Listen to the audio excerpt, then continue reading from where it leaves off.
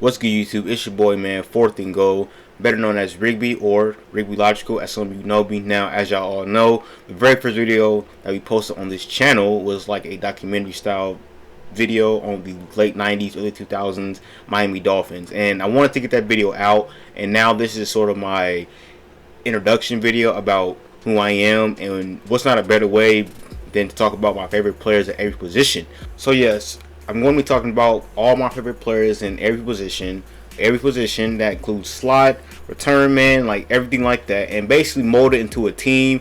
And I'm gonna let you guys, just decide to see it's a good team, a bad team, just to, I want to show you guys my flavor and players, pause, and stuff like that. So let's get straight into it.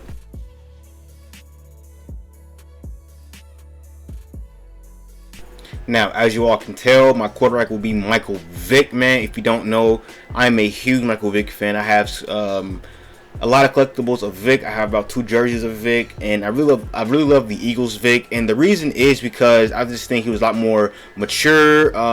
He took a lot less, big hits. He slid, and his reads and everything like that was just really good. And also, since we're here, I'm going to take away 2 players from Vick's team back in 2010, and that'll be DeSean Jackson and Jeremy Maclin.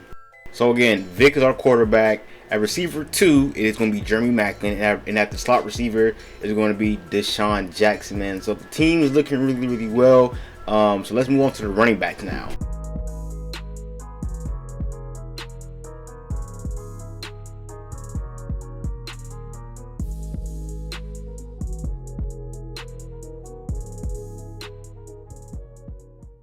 That's right, folks. We have 2 really good running backs. First in Nick Chubb, a really good power back. I love his game so much. He reminds me of those old school power backs, back in the early 2000s and 90s. We don't see a lot of running backs like that besides Derrick Henry. And then we also have little Darren Sproles, man. I love Darren Sproles because I'm sure I always love his game. His little baby feet, really shifty, and these 2 plays is really why I love him so much. 2 plays later, the second and goal.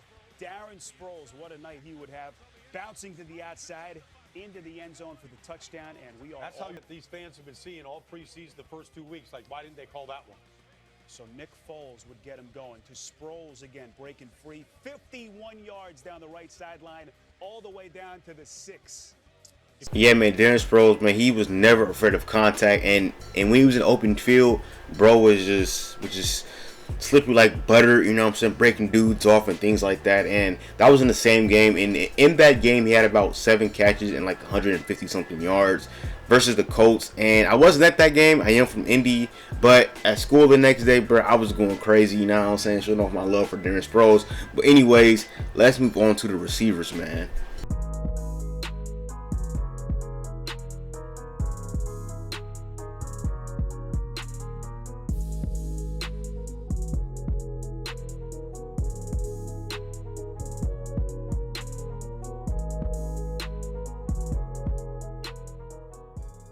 So yeah, man, starting with Julio Jones, man, I've always loved Julio Jones, but in 2016, that was unreal. Julio had about 4 or 5 games, I think even 6 games, where he had over 100 yards. He had a 300-yard game that season versus the Panthers. That game was insane. Julio, he's big, he's strong, he's fast. He can catch any ball, he can run any route. The only downfall in his career is that Super Bowl loss, which I don't think is his fault, and number 2 is just he didn't get a lot of touchdowns. Now, moving on to Jeremy Maclin, I don't know what really made me like him a lot. I just remember when I was about 9 or 8 years old when he came into the league back in 2009. I just loved his game. He was really fast. He was breaking dudes' ankles. He was very underrated. I remember my first time playing flag football. I wanted his number 18, and I got his number 18 just because of Jeremy Maclin. And people thought I got it because of Peyton Manning or whatever. No, I got it just because of Jeremy Maclin. And since then, I've always loved Jeremy Maclin. I can't really tell you why. It's super weird, but I think he is underrated. Sorry, and he's forgotten easily.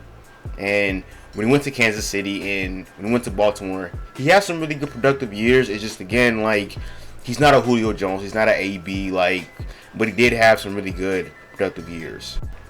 And so moving on with Deshaun Jackson, now he is my return man on this team, punt return and kick return. I think we all know why.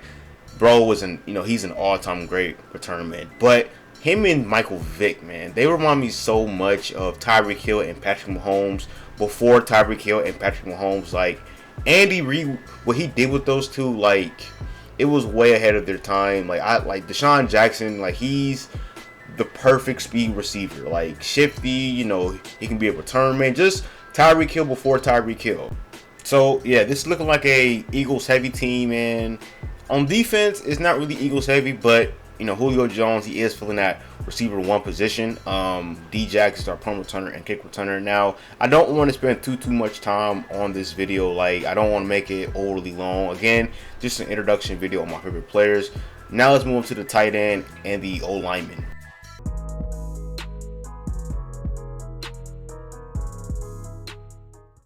So when it comes to my tight end, it is Zach Ertz, man. I think Zach Ertz is one of the underrated receiving tight ends. Now you got guys like Shannon Sharp, Tony G, and I guess you could say Gronk, but quite honestly, I think Zach Ertz is up there. Now his numbers don't really back me up, but his playing style and in the big moments, like he did shine. Obviously in the Super Bowl, he did shine like phenomenally. Like that catch, I was going crazy. You know what I'm saying? But when it comes to my O-lineman, I'm not really like an O-line person. Sorry to my O-lineman out there. I do love y'all. Like, don't get me wrong, O-linemen are really, really important. But I'm going to go with the Eagles 2022 O-lineman. Now, mainly because they were all Pro Bowlers. I think just Jason Kelce and Lane Johnson were like solidified Pro Bowlers, and then like everybody else was like reserve men. But still, that is pretty good. So as you all can see, we got the Eagles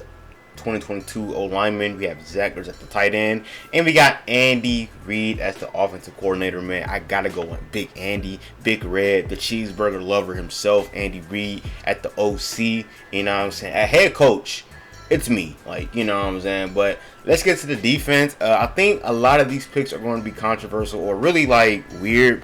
I think people think like my favorite players are weird, but let's move on to it.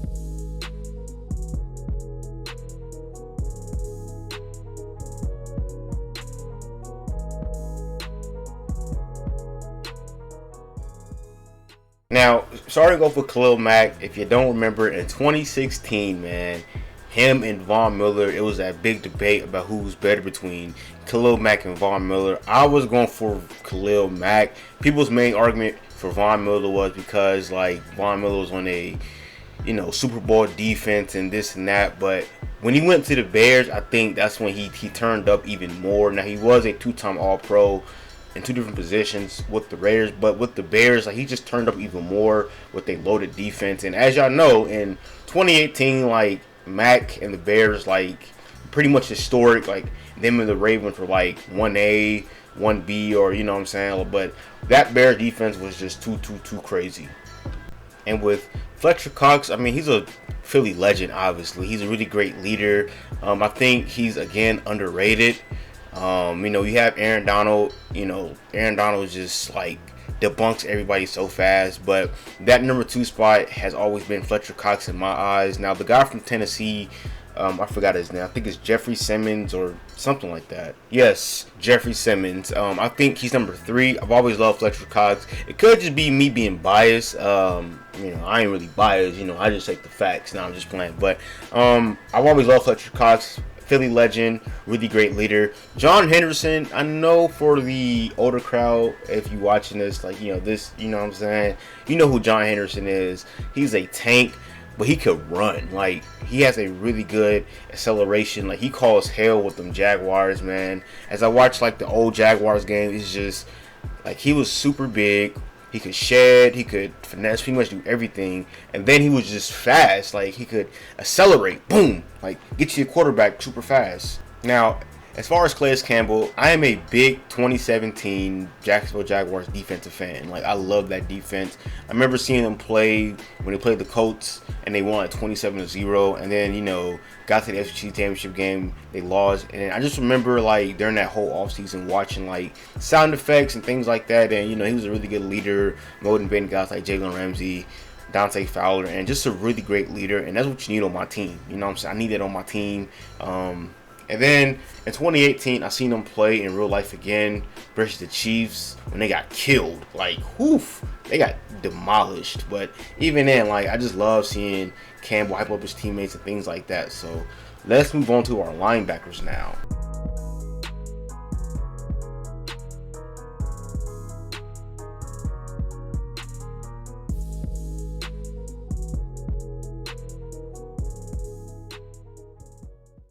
That's right, man. We got 3 really good athletic linebackers. Now, Adrian Phillips, we're going to talk about him a little later. But first off, it's Myles Jack, man. As we all know, that 2017 strip sack should have been a touchdown. He should not have been down.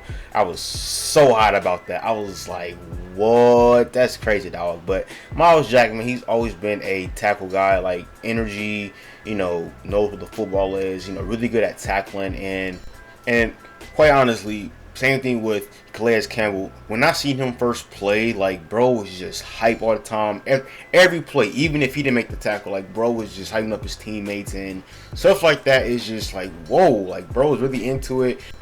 Now, as far as Derrick Brooks, man, he's super, like, forgotten. I think a lot of people forget who he was, mainly because of Ray Lewis. You know, obviously Ray Lewis, you know, he had the Sugar Ray dance and all this and that. You know, he had the good seasons, the 2000 Ravens. But the thing is, that Buccaneers team, like, they wouldn't be as good without Derrick Brooks. They wouldn't have won that Super Bowl without Derrick Brooks. Bro was literally, the anchor of the defense. The same way how Ray Lewis was, Derrick Brooks was that. I mean, very similar to Myles Jack. Both are very athletic, very fast for the position, and I just, he belongs on this team. I love him. I love his playing style. Now for Adrian Phillips, it's a bit complicated. It's a long story. I don't know.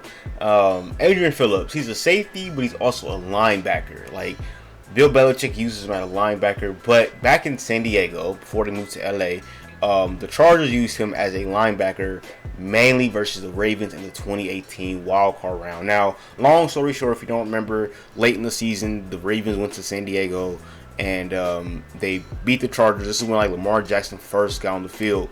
But in the wildcard round, like 2 weeks later, they played each other, and Adrian Phillips, they moved him down to linebacker to match the speed of Lamar Jackson. Now, obviously, Phillips is not the same speed as Lamar Jackson, but he's way faster than the other linebackers at the time. And, like, ever since then, I don't know why, it's just I've been hooked on to him. And then even watching him at New England, like, Bill Belichick uses him very similar sometimes. You know, when they have a speedy quarterback, he moves down to linebacker or more into the box. But for my team, he's a linebacker. So there we have it, man. We got our linebackers. We got the front 7. So we got that established. We're in a 4-3 if you can't tell. The interior being ran by Myles Jack. The 2 outside linebackers being ran by Derrick Brooks, Adrian Phillips. Man, I'm loving this team. Now let's move on to the secondary. The slot obviously can't be on the field with the 4-3. So obviously we got to take away a D lineman or a linebacker to fit him in, obviously.